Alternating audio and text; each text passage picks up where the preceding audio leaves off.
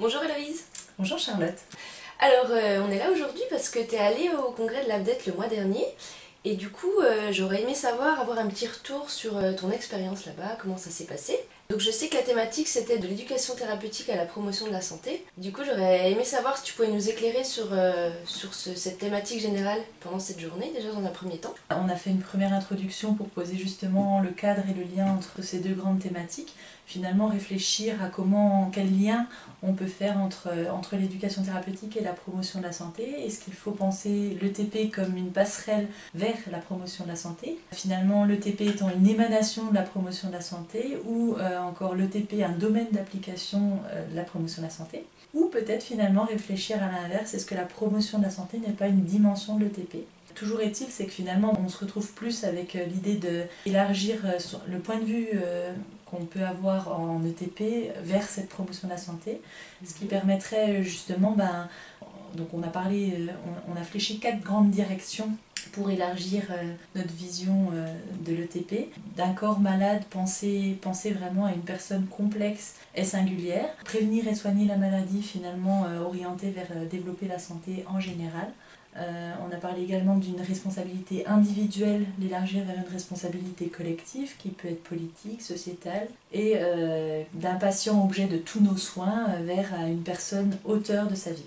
L'idée de réfléchir finalement l'ETP dans une logique de promotion de la santé, c'est finalement éviter 3 pièges que sont l'observance, le pédagogisme et la culpabilisation. Merci de nous avoir éclairé sur ces deux notions qui sont assez complexes à ce que je vois. Maintenant, est-ce que tu peux nous faire un retour, nous partager 3 conférences ou temps qui t'ont marqué pendant ces jours à l'AFDET? Alors c'est vrai qu'il y a un premier temps avec un sociologue qui est justement président du comité scientifique de l'AFDET, qui a réfléchi finalement au terme de ETP, éducation thérapeutique du patient.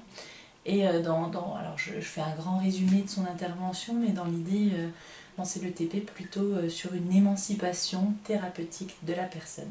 Et c'est vrai que ça m'a assez tiqué parce que voilà, on se questionne souvent sur ces termes d'éducation et de patient, et même thérapeutique, mais du coup finalement dans l'idée de thérapeutique, on sortait un peu du médical purement centré. Une deuxième intervention qui m'a marquée aussi, c'est un ciné-débat autour des ateliers ATD Carmonde, avec une co-formation d'usagers avec des professionnels, mais vraiment co-formés. Et ce qui en ressortait notamment, c'est dans ce croisement des savoirs, des termes qui peuvent choquer, ou en tout cas qui peuvent être interprétés différemment selon notre point de vue, et comme je me souviens du terme d'humilité, qui était des fois transposé comme humilié chez les usagers de la santé ou chez les usagers, là c'était un public précaire. Et pareil, le terme usager justement qui finalement connotait avec jeter à la poubelle. Donc voilà, faire un peu attention aux termes qu'on peut employer nous professionnels. Et une troisième intervention, donc là c'était aussi sur des temps en groupe, mais il y avait justement le retour d'une thèse, c'était une cardiologue en sciences de l'éducation, et qui a fait sa thèse autour de la notion de crise de santé et de ce qui se joue dans la décision au moment de cette crise de santé, par exemple sur une crise telle qu'un infarctus. Qu'est-ce qui se joue dans la décision mentale à cet instant-là?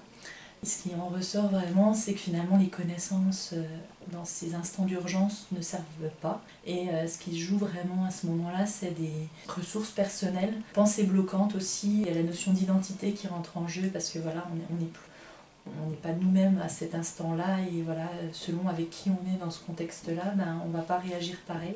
En tout cas, la petite clé qu'on pouvait en sortir, c'était plutôt que de jouer encore, enrichir nos connaissances qu'on a tous sur ces temps de prévention-là. C'est vraiment d'aller renforcer nos ressources internes avec différents outils tels que la pleine conscience qui peut s'illustrer là-dessus.